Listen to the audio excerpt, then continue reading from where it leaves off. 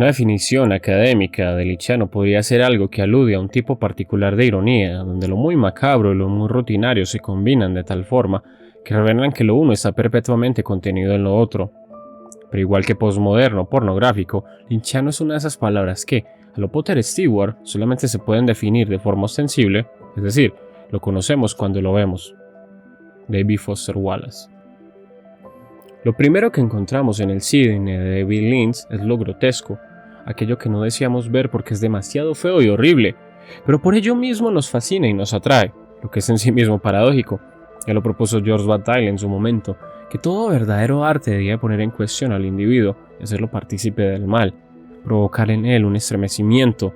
Pero Lynch nos presenta lo grotesco, como señaló David Foster Wallace, primero haciéndonos ver una cotidianidad enane, como si tomara los paisajes urbanos poblados de personas solitarias de Hooper y luego les diese la vuelta para mostrarnos que allá habitan los personajes de Francis Bacon.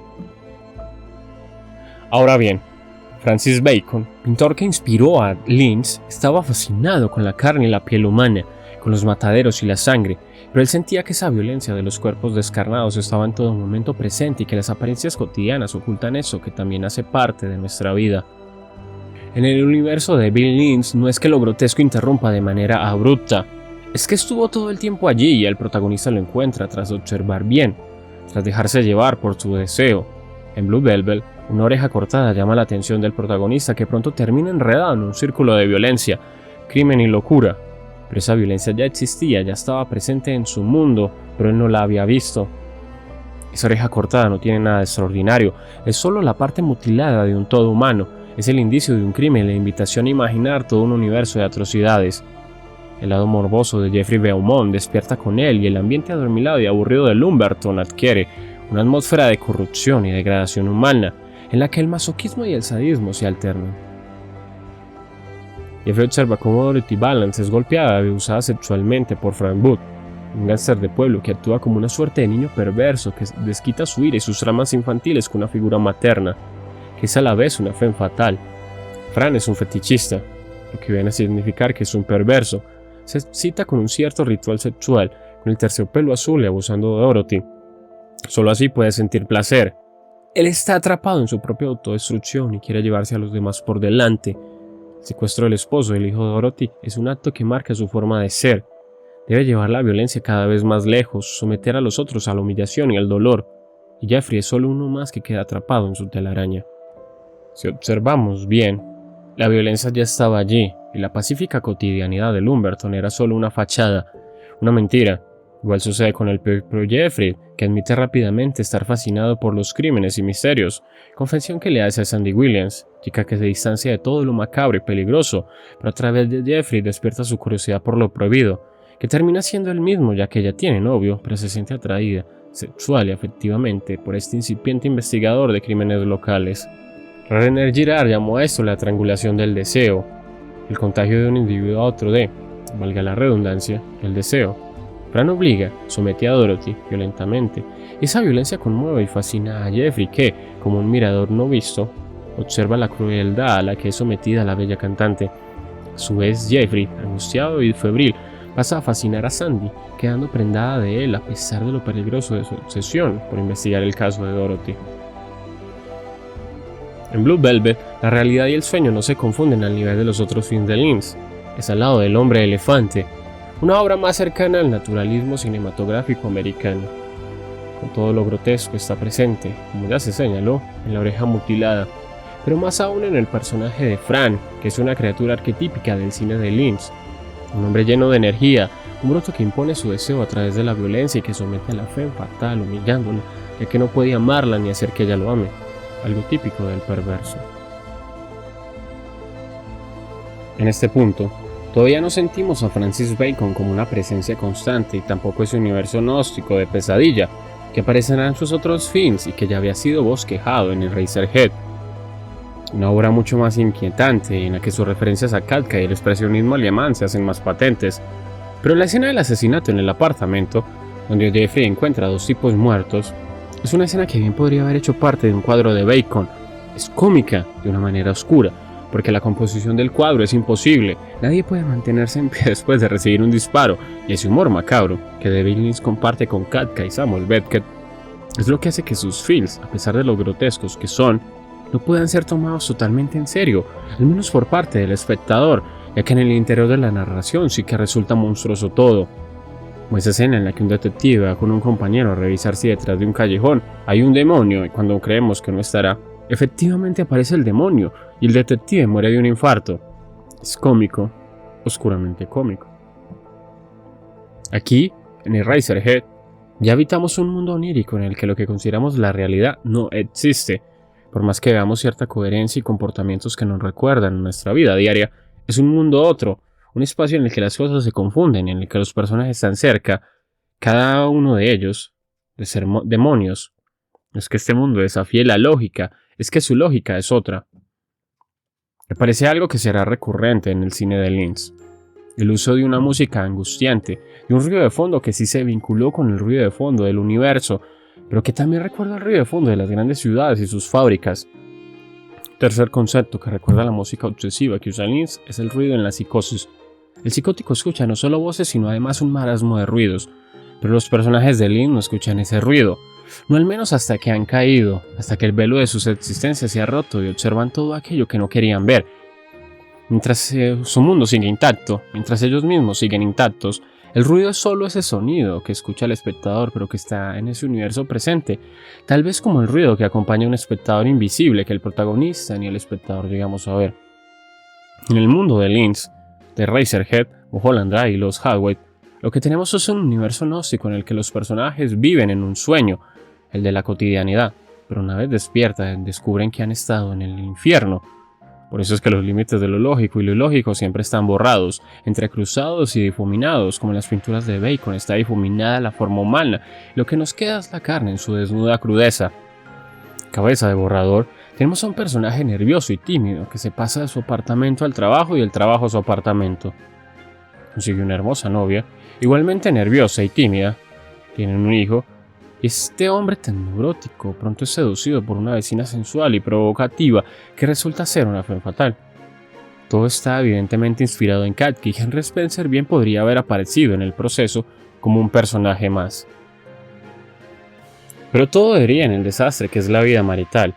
Y si en un verano con Mónica Berman nos ponía en escena una mujer que primero era soñadora y alegre, deseosa de pasión y aventuras, a lo Madame Bovary, luego nos presenta una vampiresa, también a lo Bovary, que se dedica a ser infiel a su insípido y bondadoso esposo, con todo aquel hombre que quiera sexo con ella. En el fin de Lynch no hay una única mujer y por eso tenemos una incisión en la figura femenina, la típica división de santa y puta. La novia es la santa y la femme fatal, de manera obvia, la puta. Sobre esa dicotomía se moverán las angustias de nuestro neurótico amigo, que está asqueado de ser padre y que quiere su libertad sexual al tiempo que se siente angustiado al darse cuenta que su sexy amiga se acuesta con otros hombres. La angustia de Berman en un verano con Mónica era la traición de la mujer amada, que sin importar lo bondadoso que fuese el hombre, la mujer pudiese convertirse en una puta, en una ninfómana sedienta de penes y su potencia sexual. En Cabeza de borrador esa angustia se mantiene, pero redoblada. No solo el hombre tiene que soportar una novia que le corta sus alas, que le quita tiempo de su vida y le entrega un hijo que se convierte en una difícil y asquerosa carga, y lo de asquerosa queda subrayada por su extraña forma que nos recuerda a un alienígena, sino que además se queja constantemente, el bebé, con un llanto espantoso que parece salido del infierno. Todo este drama marital es aderezado con una banda sonora que resulta inquietante y que pareciera recordarnos todo el tiempo que estamos delante de una escena salida del sueño de un dios infernal. Si en El origen del mundo, Gustave Courbet nos ponía delante una vagina en toda su bella impudicia, aquí tenemos a un bebé falo que gimotea constantemente, que pide alimento y cuidados y que no se calla hasta que es rebanado por su padre con unas tijeras. Solo el homicidio, o como diría Lacan, el pasaje al acto, permite que se silencie esa angustiante fuente de dolores de cabeza. Pero, ¿qué puede surgir después de un infanticidio sino más angustia y tristeza? El orden no puede ser restituido, lo que fue no volverá a ser y ese hombre al tener un hijo no dejará nunca de ser padre. Por más que haya borrado su vástago de la existencia, queda como una mancha en su memoria. La escena final de éxtasis excesivo es solo un delirio del protagonista, un sueño en el que por fin se ha deshecho de toda responsabilidad. El protagonista de Un verano con Mónica pierde a su amada, pero se queda con su hijo, que es una carga. Pero no pasa al acto, no mata a nadie ni se mata. El protagonista cabeza de borrador mata y se queda sin el pan y sin el queso, porque ambas mujeres, la santa y la puta, se alejan de él y aquella chica del radiador es solo un sueño, una fantasía sexual de orden y paz, de goces sin restricciones. Siguiendo a Bataille, lo que tenemos aquí es la embriaguez de lo terrible, el punto en el que el crimen deja sin aliento al individuo que lo comete, al victimario que destruye una vida y siente al hacerlo un estremecimiento. Los integrantes de Black Sabbath cuentan que la idea para las letras y el sonido de sus canciones nació de la constatación de ver que el público cinéfilo gustaba de ir a ver cine de terror, lo que resulta llamativo y contraintuitivo, pagar por ser asustado por ver vísceras y sangre. En cabeza de borrador tenemos algo truculento, el fracaso del amor, tanto de pareja como familiar, y el asesinato de un bebé, que por más feo y repulsivo que sea, es un bebé. Spencer es un neurótico que no está dispuesto a expresar lo que desea. Acepta con resignación y resentimiento su posición en el mundo. Su novia, que no lo ama, termina casada con él solo por su embarazo. La mujer que aparece en sus sueños, con un rostro que parece atacado por una enfermedad, con una voz dulce y una actitud maternal, es la contraposición de esa novia que parece reunir en ella, involuntariamente, todas las exigencias de la vida. Tener que trabajar, cuidar y ponerse a disposición de otro ser.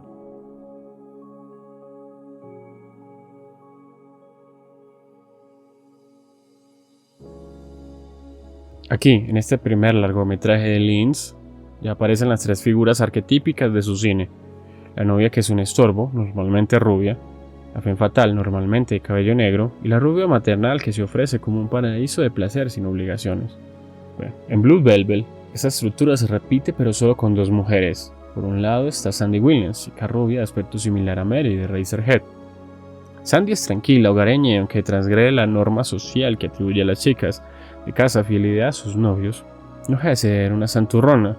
Por otro lado está Dorothy Valence, que siendo de cabello negro es la femme fatale que se entrega al violento Frank Booth, así como René Madison se entregará en Los Hathaway a Dean Lauren, otro mafioso fascinado con los encantos de las femme fatales y que solo puede acceder a ellas y sus cuerpos, abusándolas, dominándolas.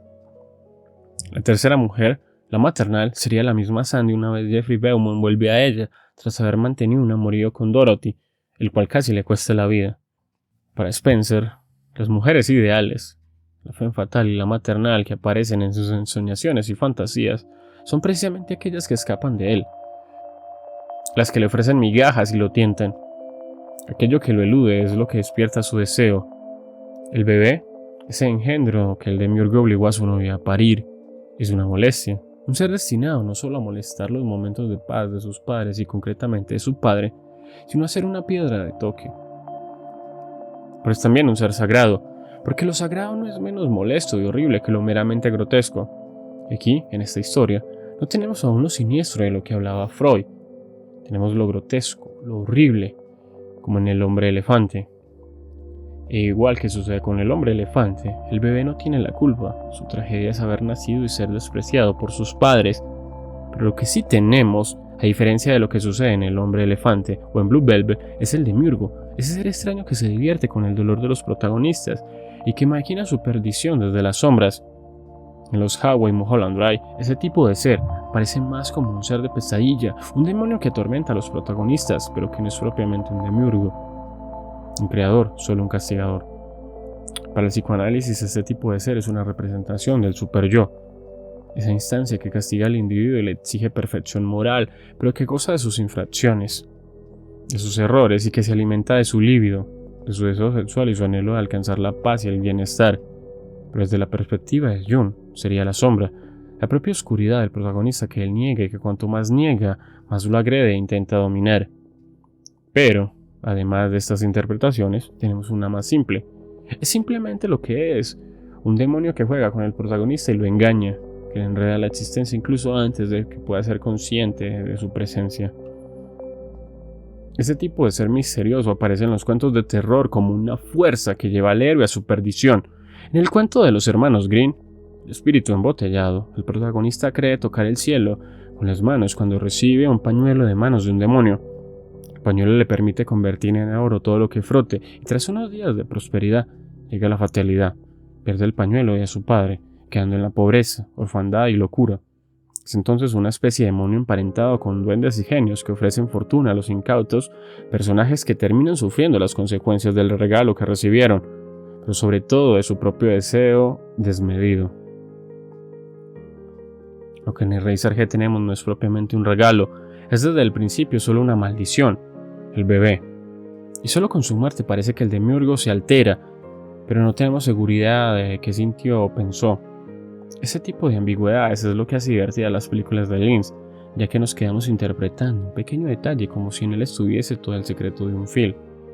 Para los Hathaway, aparece de nuevo esa figura del demonio que se burla del protagonista y lo va conduciendo, o más bien ayudando a ir al límite de su pasión, pero de manera negativa y autodestructiva.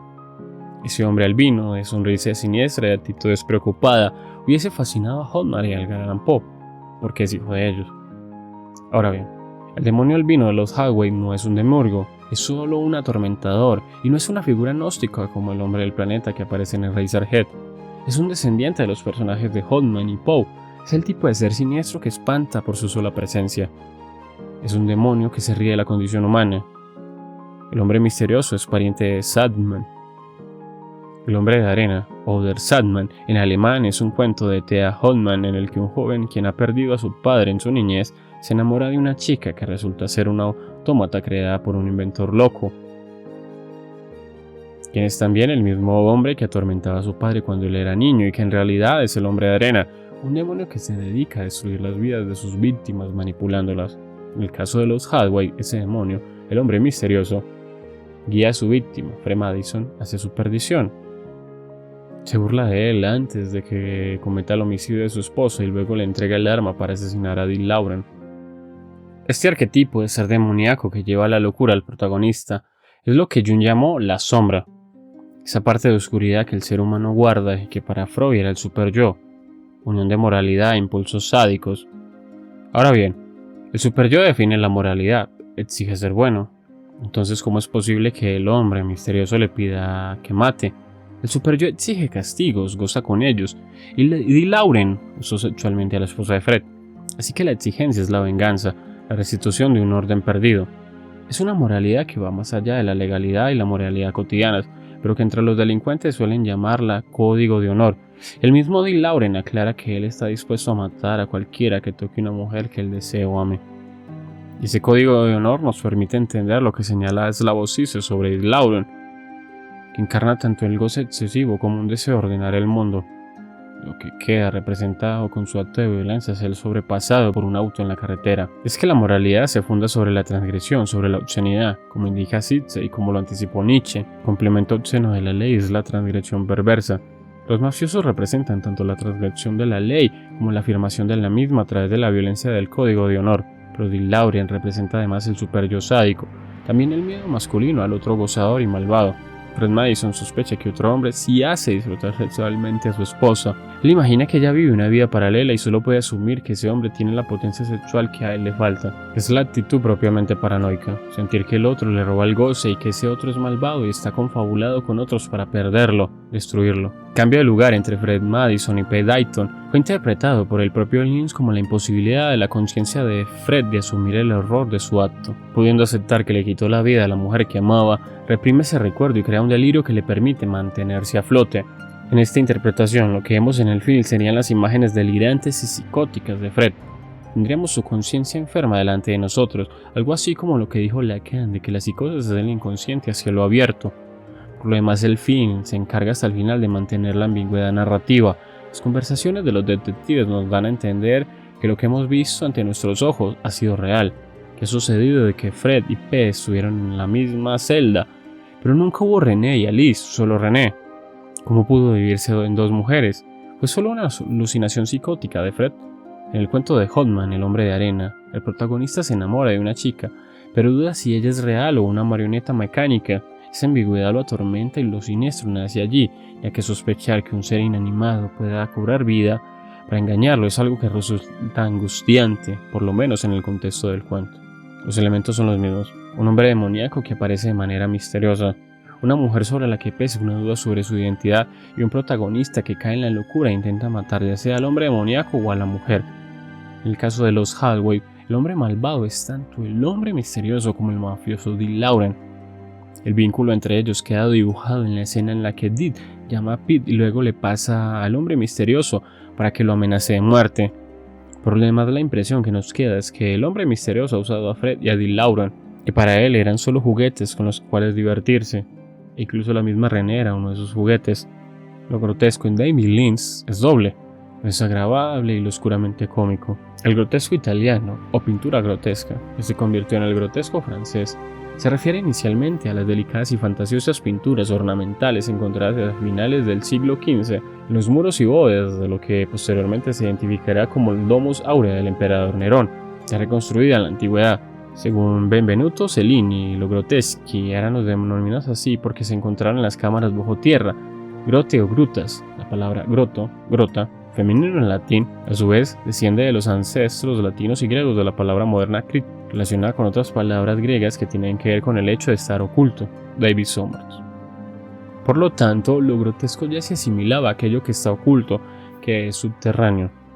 Coincidencialmente, la gruta está vinculada a la vulva, a lo femenino, lo grotesco también asimilado a la caricatura, a lo deforme y quimérico. Por ende, el cine de Lynch se inscribe en esa tradición. Es que desde su fascinación por la pintura expresionista ya se decantaba por lo amorfo, irreal, extraño y angustiante. El expresionismo permitió a Lynch darle forma a sus pesadillas y obsesiones.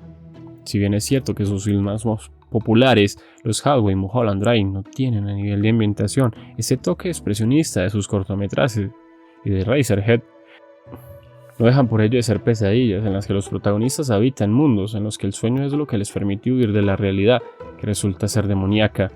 Ese hombre desmayado descubrió que lo que había visto en sus sueños era real, que ese demonio existía y que ambos habitaban el mismo mundo.